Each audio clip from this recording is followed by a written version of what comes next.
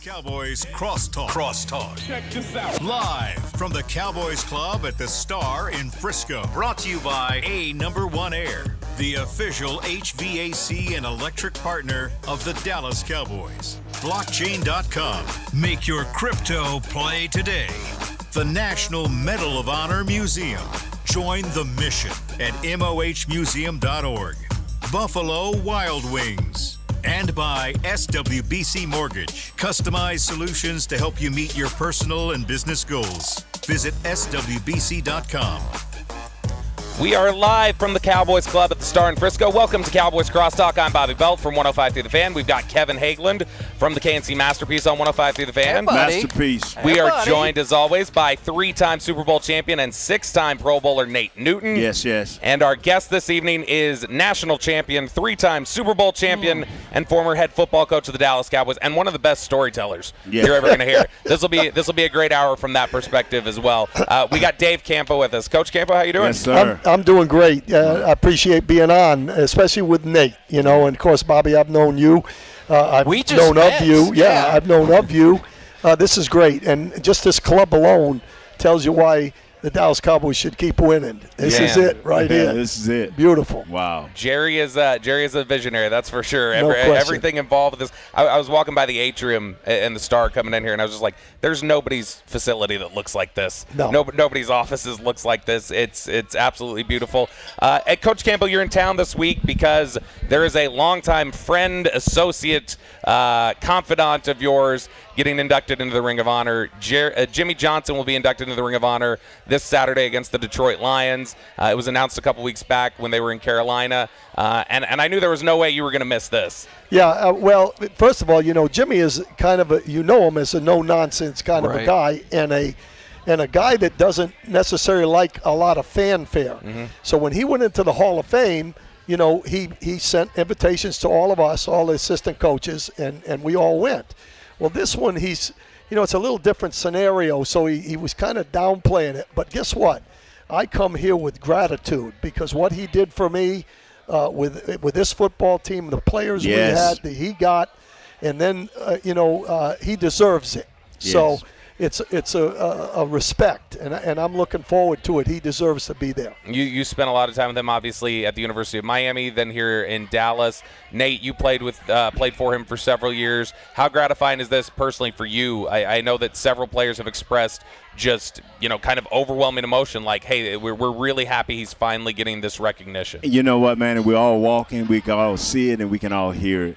That's what I was so scared about. Even for Mr. Jones, we're all older now. This almost how many years? 30 years? Yeah. I mean, we got grown children now since this. So now this is big for me. If I had to break in the stadium, man, to jump a fence, and break my neck getting there, I was gonna get there, And lucky for me, I got a few inside contacts, so I'll be from the beginning of ceremonies to the end, man. I love this. Yeah. I love it. Although I think that brings up a good question. Of all the people from the early 90s teams, who do you think would be most likely to be able to carry out a break into the stadium, even at this age? I think it'd probably be what James Washington. Maybe because he can talk his way into anything. Yeah. If he wasn't in an argument with me in every ball game, we weren't playing very well. Yeah. Hide the tripods when James is around. I'm Nate. Dave, I'm curious from both of you. We've obviously seen a couple of tough losses for the Cowboys the last couple weeks on the road. There's this question about them going on the road. If Jimmy Johnson is here kind of taking a look at this football team, what do you think he's telling them this week? What do you think he's trying to correct over the last 2 weeks and saying, hey, this is unacceptable, this is what we need more of? After he cussed Campo them out in their meetings. One thing Coach Johnson did, if this is his core guys, and once he settled on us, the biggest thing I think Coach Johnson would tell us as players, I need more mental toughness. Right. You've gotten blown out. Okay, you going to carry that, and he's not going to let us not carry that, especially coming from Buffalo. We're going to have to carry that on the plane and into the next week. Then to lose the close one, he's going to tell us, where's your mental toughness? You have to make the play. You had 3 minutes and 27 seconds left. You had a 1-point lead. We would have expected Charles, Tony Tolbert, Darren Woodson to make that play. It's mental toughness, bro. It's preparations to details. I mean, that's what the whole key is. You know, the players win games. yes. Yeah. The coaches put them in position to make the game. Yes. But when it's really down to it, it comes down to execution. It's how you play that day. So if anybody thinks that, we're in the playoffs now, we can kind of slide through this thing, that never would have happened with Jimmy. He cut a running back, Curvin Richards, for 2 fumbles in the last game, and Richards wasn't going to play in the next game. But it sent a message. Hey, we don't do that. One of the games we played at Minnesota, I don't know if you remember, we were ahead. Yes. This is a quick one. We were ahead quite a ways. He put the second team. He said, put the second team in. We put the second team in. They scored 2 touchdowns in a row. We go in at the end of the ball game, and he is livid with rage. Yes. And Charles Haley was on the field, and he I came was in walking late. back in with him, boy. He lambasted Charles. Get your butt in here. To the point where he went at it so bad, and Charles took it. He took it. But, boy, him and Charles walked around that corner and went into a bathroom. Yeah. And when they came out, Charles a black man. He came out redder than Jimmy. I'm like, yeah. Wow. He used some whole new words, and he's like, I never even heard that curse word. Wow. So, hey, it's – and I was telling you, Bobby, Coach wanted mentally tough guys that he could coach tough. The salary cap took away all of that because your second-team guy may not be nowhere near what your first-team guy is. Right. So you got to be careful how you handle guys. But this is where he had Haley checking us. Michael Irvin would run into the defensive huddles, telling them what they have to. It was just a different breed. Yes. And I'm not saying these players are not tough because I look at the 49ers, I look at the Ravens, I look at how Philadelphia is when they're on a roll, the toughness that they have. This is what we have to develop. And I don't know if we have enough guys that's going to say, man, I'm going to make this play. It's not the great plays you make. It's the least bad plays. Bad ones, right. Yeah. It's funny. I was talking to Greg Ellis once a number of years back, and he was talking about that 2007 playoff game against the Giants where they'd beaten the Giants twice that year. They fall short in the playoffs. Right, yeah. And he said that the Giants had the ball. They were driving at the end of the second quarter, and he said that it was your words ringing in his head about the importance of the end of the half, the middle 8, how critical that is. And he said he just was thinking in his head, like, DeMarcus or I have to make a play here. If we don't make a play, we're going to lose this game. They didn't make a play. Giants scored, and he thought that's where he relives and says, man, that's where I wish I could go back and make a difference, because I think, Coach Campo, Coach Zimmer, those words were ringing in my ear as I was sitting there getting ready to make a play. We talked constantly about, the team that really wants it is going to do it in the last 2 minutes of the half and the 2 minutes of the game.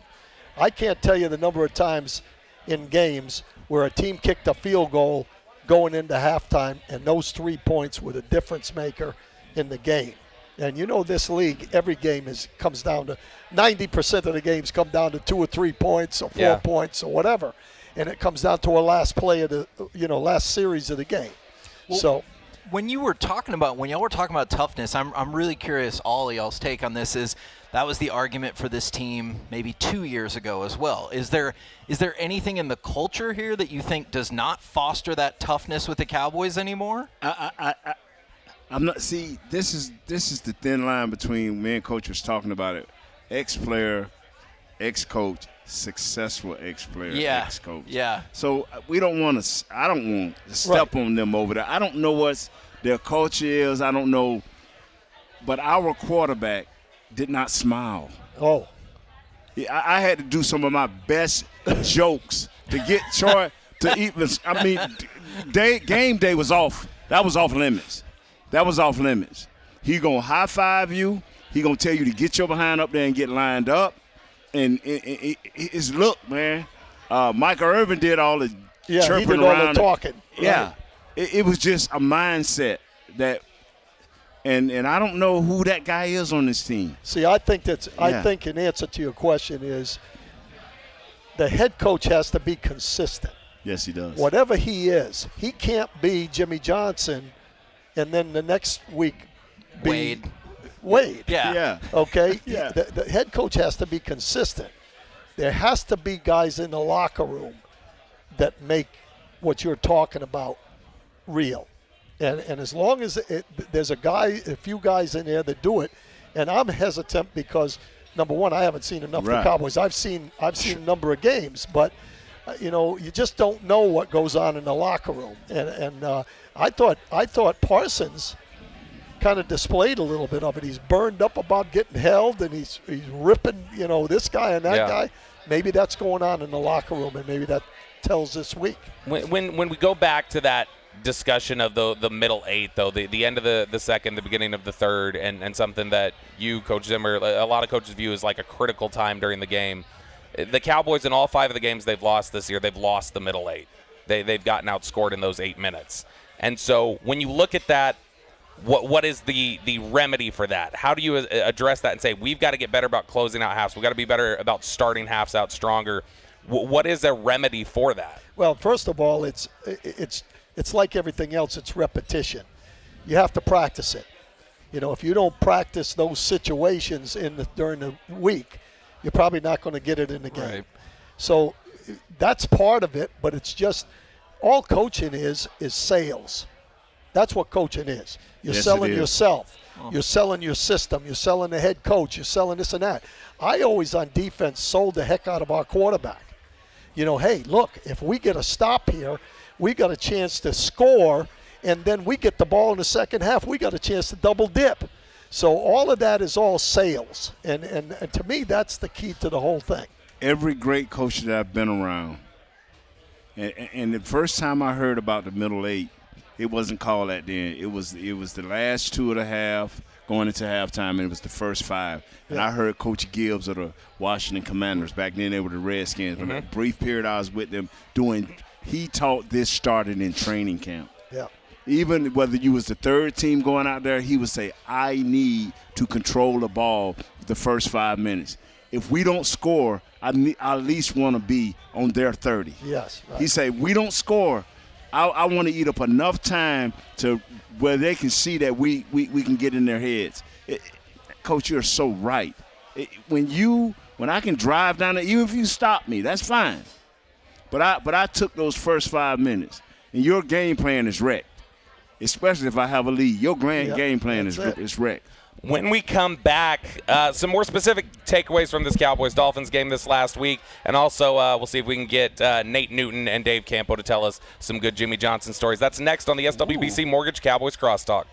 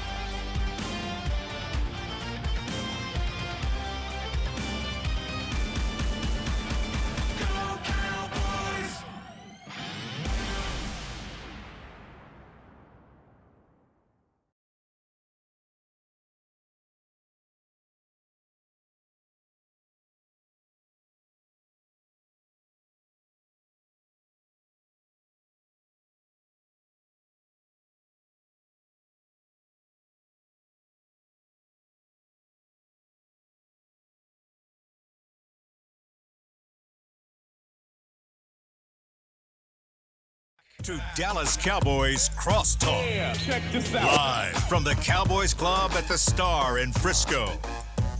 At SWBC, customized solutions for individuals and businesses are just a click away. Visit SWBC.com to learn more and start your next adventure. We are back here on Cowboys Crosstalk, live from the Cowboys Club at the Star in Frisco. I'm Bobby Belt from 105 Through the Fan. We got Kevin Hagelin from 105 Through the Fan, six-time Pro Bowler, three-time champion Nate Newton, and former Cowboys head coach, also a three-time Super Bowl champion and a national champion, Dave Campo. So I set it up for you guys a little bit before we went to the break, and I'm curious.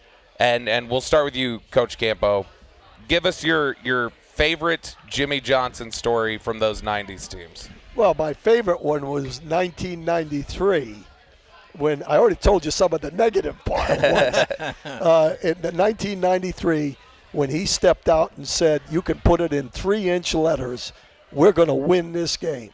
And I thought the response by the San Francisco coach was pretty good, but he had the brass ones. We did win. Yeah.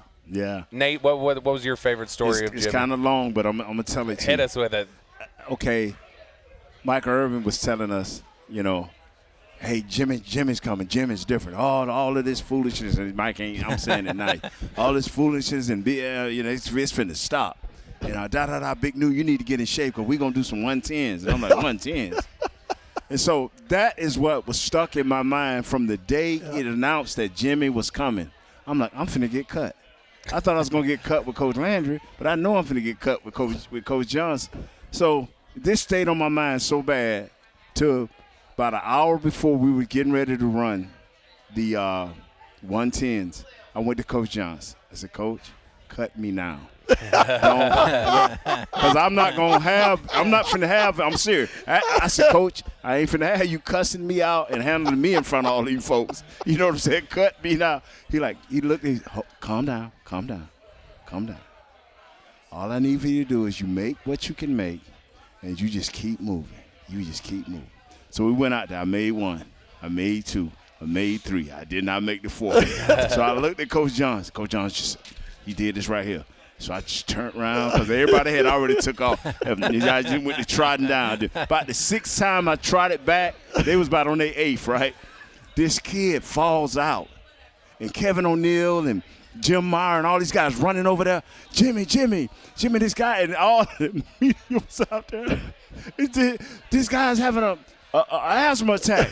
Jimmy said, well, get it. That's over there on the other field. We're on the asthma field. The asthma field. On the asthma field. So I look at Coach Johnson, and he just keep running. One of the guys that I am with on a show in Jacksonville is Leon Searcy. Yeah. Pro Bowl right tackle in the league for a number of years with the Steelers and with Jacksonville when they got going. Right. All he taught, he was with us at the University of Miami. All he talks about are the 110s. That's it. How bad they were and how good they were at the end. How many we had to do? 16? Yeah, 16 110s. 16 110s, bro. And he always jumps on me because I was one of the guys on the line that would be yelling all the time, he didn't make it. Get your butt back. And they'd start all over. The whole group would have to start all over. I really thought you were going to say all he ever talked about was the asthma fields. And I was like, hold on, did that carry over from place to place? That showed. That was kind of the same as cutting the Yeah. guy at the end of the game, at the end of the season. I like that you bring up the point of the put it in 3-inch headlines, we will win the ball game. So that was before the 93 NFC Championship game. That was the one that you guys had back here when Bernie Kosar had to come into the game. Big thing that occurred in that game was the tunnel fight with Pup, Kevin Smith, and Jerry Rice. No, that happened the second time when they came to us. Yeah, 93. that's what he's talking Yeah, about. 93. Oh, yeah. The 93-94 season. That was wild. Yeah. And Kevin Smith had a tendency to kind of stick in Jerry Rice's head a little bit. It was something where I remember same sort of thing. 94 NFC Championship game. End of the first quarter, he knocks a ball away, and he literally just stands over Jerry Rice and starts yelling in his face. Kevin and Larry Brown in one of those Super Bowl games pressed John Taylor and Jerry Rice like 40 out of 64 plays. Right. Wow. Two young guys. I mean, really young guys. And we tell you how stupid coaches are sometimes. We played them during the season, and they beat the crap out of us. Mm-hmm. And we were worried about Jerry in the slot. So instead of just leaving Woodson over there, we put Larry Brown in our quarter coverage. We put him over Jerry Rice. The first play, he runs a post for a touchdown. He never played it. Right. And that kind of got us going. And, right. And we were I think we were 9-0, and they were. Yeah. Well, they were 9-0. We were 9-1. Right. Whatever. But that was a great year. Well, so Pup was always such a aggressive tone setter, things like that.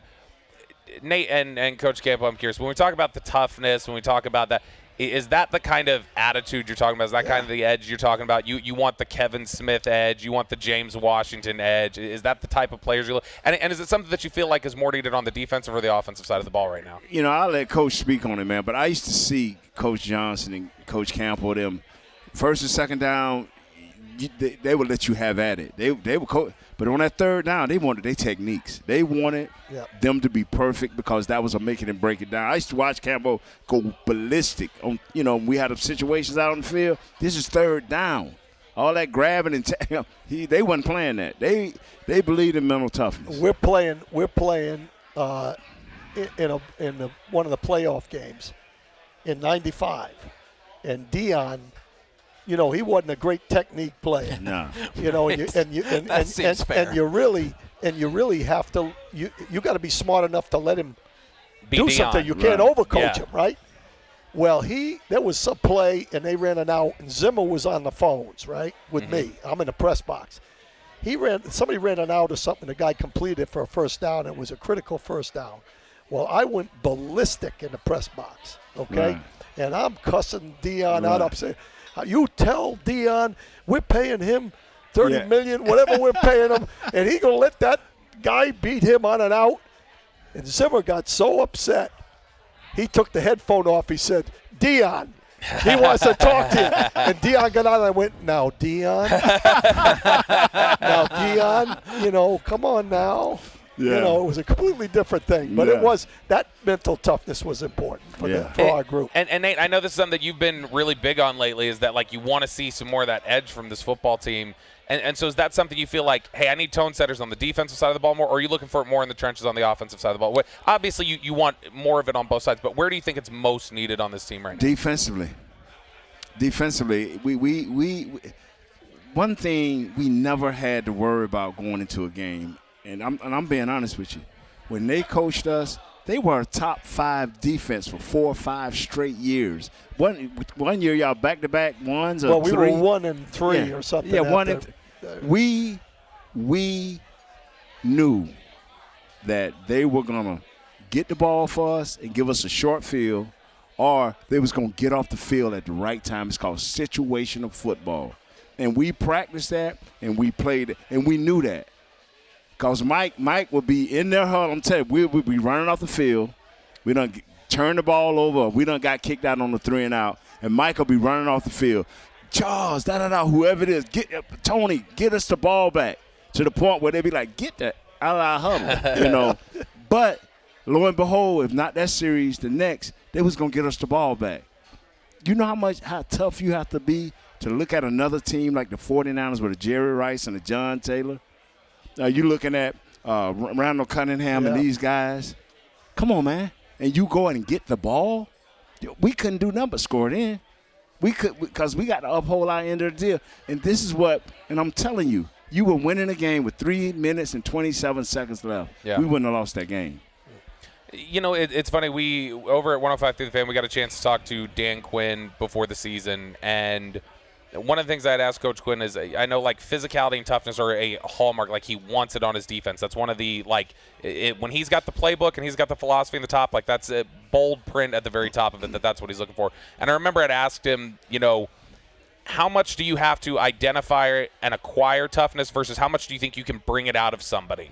And so I'm curious for that, Coach Campo. Did you find how much? Because Coach Quinn said, I feel like you can maybe bring a level up. He's like, if somebody's willing, I can maybe bring you up a level. He's like, but not more than that. So he said, I'm going to need you to practice good work habits, but at the end of the day, you're just going to need to kind of have that within you. Do you think this is when it comes to physicality on the defensive side of the ball, that it's something where you've got to acquire that in people and not try to bring it out of them? Well, first of all, I think you got to get the players that have that already. I mean, that's go and get guys. Yes. That's the guys you're looking for. Those kind of guys, the mentally tough guys that you can see that on the college level. I mean, the guys that are different, in that aspect. How do you figure that out beyond just the game tape that you get to watch? Really, first of all, the scouts do a great job, and Jimmy trusted us more than the scouts sometimes, but the scouts he did. The scouts do a good job, and one of the things they talk about all the time is what's this guy's character, his game character, not just what he is off the field and all that. They do all that too, but the game character part of it, a lot of the times they come to us and say, hey, look, this guy might not look great, but he's got this special quality. And that's kind of what happened with Larry Brown when I watched him. He wanted to run the 40. He'd have run it 10 times because he knew he was faster than what he ran. That's the kind of guy that gives you a chance. And I think in answer to your question, that's the number one thing. But the second thing is we're salesmen. Mm-hmm. We have to teach the guy, whoever it is, you got to be tough in this league. You can't go from just show up. You got to play. I really like this conversation we're having on physicality and y'all's perspective on this. So I want to put a pin in this, and we'll come back and touch on it some more. When we come back, we will have that discussion. We'll hopefully dive in a little bit into some of the issues with execution. And Nate, I know I want to get your take. We're talking before the show. I really want to get your take on cadence and how important that is, since that's become a big talking point this week on the road. That's next on the SWBC Mortgage Cowboys Crosstalk.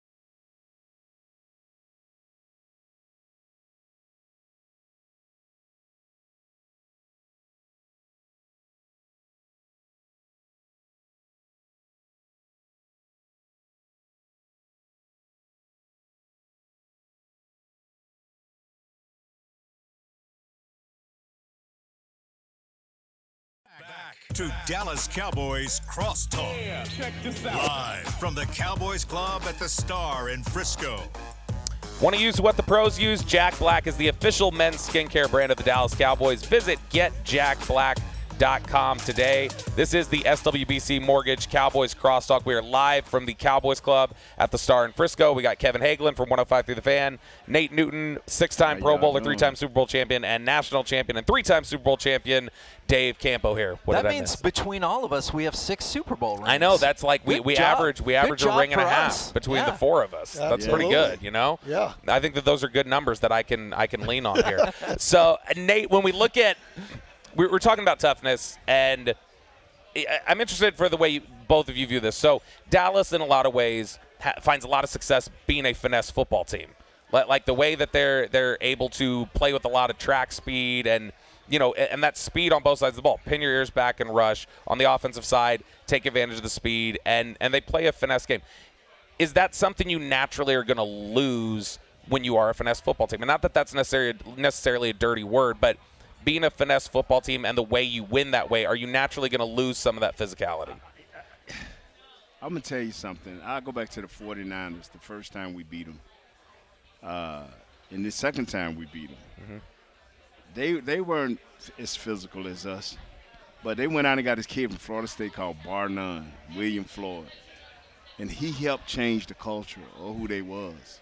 And they got a little bit more physical, and Brian Young got a little bit more mature, and Dana Stubblefield came into his own, and they took it to us, man. They were just as physical. When you're a finesse fast team, you got to build it like that. And you can't try to make a guy be what he's not. You got to just make him better. I mean, he has his weaknesses, but if that's what you're trying to change, you may be in for a long day. If this team is not physical naturally, you got to find ways to help them make plays. You just got to find a way. Coach, I mean. I look at this team. They've got all the ingredients, in my opinion, okay? Dan Quinn's an outstanding coach. Sure.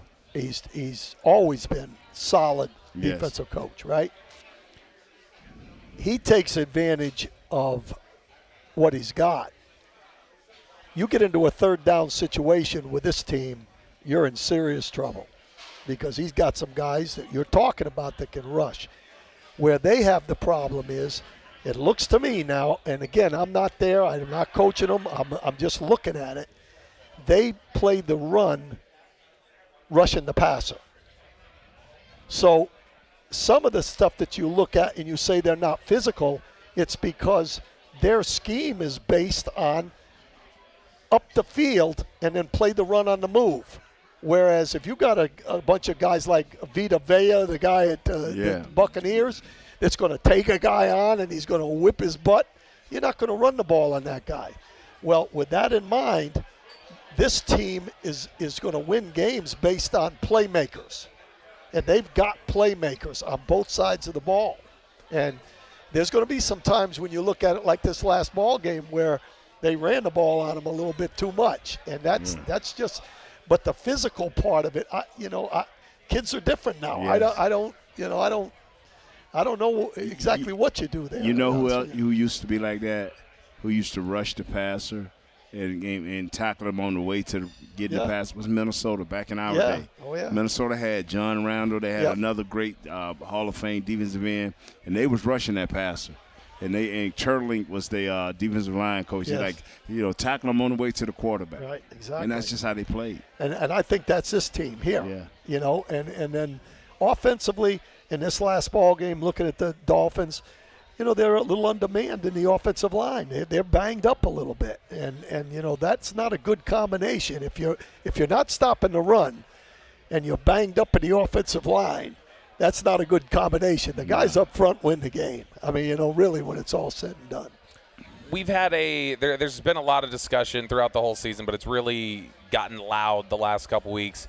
The disparity between how they play at home and how they play on the road. So the fewest points they've scored at home this year is 30. On the road, the offense has not put up 30 points in a single game this year. They put up 40 against the Giants, but that was a special teams touchdown, a defensive touchdown. 33 against the Panthers, but there was a pick six. So the offense has not put up 30 in a single road game this year. But at home, that's their minimum, and they're scoring up into the mid-40s a lot of times. Nate, one of the things that's become a discussion point is maybe it's the communication between the offensive line. Maybe it's the cadence. That cadence that we've all started to hear, the here we go, wide 80 set hut. And it's become almost memed on the internet. But when you just break that down for people listening, the importance of the cadence and why could that potentially cause so much disruption to the quality of the offense between home and road?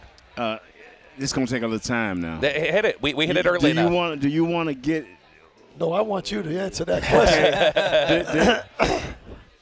When we used to get out of the huddle fast, that didn't mean because we got out of the huddle fast we was going to run a play fast. A lot of times you want to give your quarterback a chance to survey. More importantly, you want to give your center a chance to see the 5 guys that we're going to take. Normally the 4 down guys and the 1 linebacker. Or if they're running a 3-4, the 6 guys, because when then Moose would be involved. Mm-hmm. So the coach, and that would give us, defensive offensive linemen, a chance, our center, for step not to say, okay, we got 55 to 33.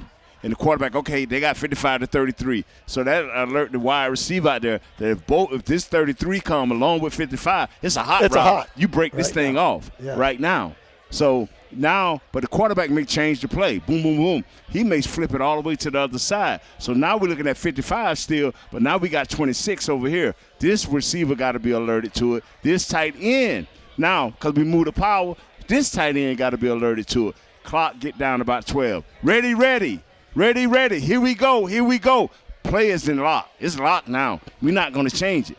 And now you're asking a lot from your offensive line, and you're asking a lot from your receivers. And when it's loud, something can be lost in communications. But the reason I wanted Coach to go, because what Jimmy did, when we go to New Orleans, we stop with all this ready. Yes. We get our best 5 running plays with 2 variations off our best 5 running plays. Now, a lot of our receiving stuff stayed in place because we wasn't a West Coast offense. So what we called in the huddle, we could adjust to anything on the field. So what I'm trying to say here is sometimes you got to simplify, especially on your defense, so guys can play fast. All your players are single high with cover corners. You changed a little bit last week because of Miami and all of his speed, but this should be very easy. Now it comes down to whether your defensive linemen want a straight rush or run games. If you're running games and that tight end changes, now all of a sudden them games get a little shaky and everybody can get a little lost. But coach them, I used to hear Jimmy tell them, why don't you simplify it so our players can continue to play fast? All of these things we've heard before, but what you have to do is prepare your players for these type situations. When we used to have a loud, like New Orleans, or Seattle, even when you go on to play the Steelers, if we had to hold hands, if we had to let our center say, green, and then we'll all go 1,001, 1,002, we all move together. We practice this. Right. And you have to dedicate yourself. Forget what the Players Association talking about, finding you. You as players got to put that extra time in. You as players, forget the coaches, you as players. That's absolutely fantastic. We're having the same discussion when I say we, the Jaguars, because I'm working with them down there. We as the Cowboys. Come on. Yeah, well, no. Believe me, I'm a Cowboy fan. That's you know a good that. point. But they're having the same discussion because what's happening is they've got so many checkoffs in the offense that the receivers, when we lost the 2 best receivers, all of a sudden you got young receivers out there and the crowd noise, they're busting routes. Well, they asked me, what do you do? Simplify it. Mm-hmm. Don't run those kind of things. Look at the game plan. Say, hey, look, when they're in this defense, this is 75% of the time they're in this defense. So run this play. If the 25% isn't there, then block somebody and run the same play. Don't think you have to outcoach and outfool everybody. Jacksonville has been better than most teams they've played. The Cowboys have been better athletically than most teams they've played. Why do you have to be the smartest team in the world when you got the better athlete? line that better athlete up and let him do his job. We had a big talk this offseason was about communication. Communication needs to improve for the team, and that was a big issue. They felt like a lot with the turnovers and everything else. That sounds to me, I think to a lot of fans, that can sound vague and broad. And Coach Campo, what does good communication mean on a football team? It's everything, and it's an excuse. We had one down there, again, because I'm watching every game. Right. We had one where the defense busted stuff because the crowd was too loud for them, trying to screw up the offense, the other team's offense. Yeah. That's ridiculous. Yeah. I said that's a big excuse. So you got to be kidding me. You're definitely doing too much if that's the case. Now, offense, I can understand it because you want to get out of some really bad plays. Sometimes maybe you have to do it. On defense, line up and whip the guy in front of you. It doesn't matter what they're doing. Take care of your own business. That's a big point down there right now. I don't know what game it was, and I remember the team tried that on Jimmy. I'm saying we didn't get the call. It was the defense, and man, we got in that Monday, and when Jimmy got through with our defense, he didn't. This one time he didn't get the coaches. He got the players. Like, y'all don't even try this on me, and I'm being nice about it. The next week, man, we didn't blow a coverage. Right. We didn't blow a coverage, man, because some things you should know as a player. This is not the first time they have played a single high safety. Right. This is not the first time. Don't do that. Don't play dumb. Do your job. When we come back here, there's obviously a game being played this weekend, this Saturday, and there is a big event taking place there we touched on a little bit. But we're going to talk a little bit more about the upcoming induction to the Ring of Honor for Jimmy Johnson and talk a little bit about this Detroit Lions football team. That's next here on the SWBC Mortgage Cowboys Crosstalk.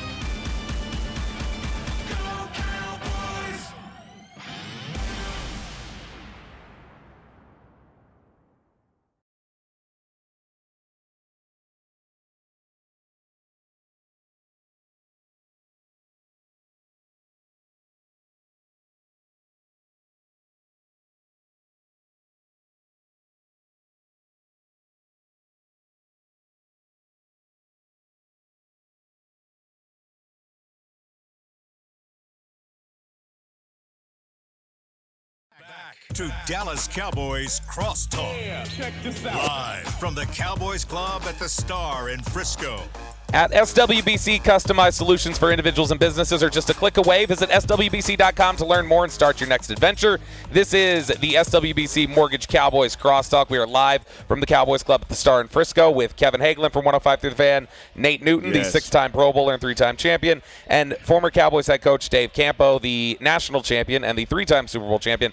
I'm Bobby Belt from 105 Through the Fan. I have no championships, unfortunately. None. In the Nothing. ratings, you do. No, well, in the ratings. I'll take those. So, Coach Campo, you know, we've got this game coming up this week against the Lions, and obviously the big moment of inducting Jimmy Johnson into the Ring of Honor. But one of the things that I loved, I talked to you probably 7-8 years ago, and you had a great story about when you had gone and went to go watch Philippi Sparks and found something much more exciting, and then how that kind of progressed in Dallas. I'd love for you to tell that story because it's one of my favorites of all time. Well, you know, I went out to see Philippi Sparks, who was a corner, who ended up with us at one point later in his career, but he went to the Giants. He was a 4th-round pick. And when you go, when Jimmy sent us out, we had a list of guys. And you know, a young man by the name of Darren Woodson was about number 6 on that list because he was a small outside linebacker. And if you remember Arizona State, they had a really good team back then. And most of the time, they ran the ball away from Darren, okay?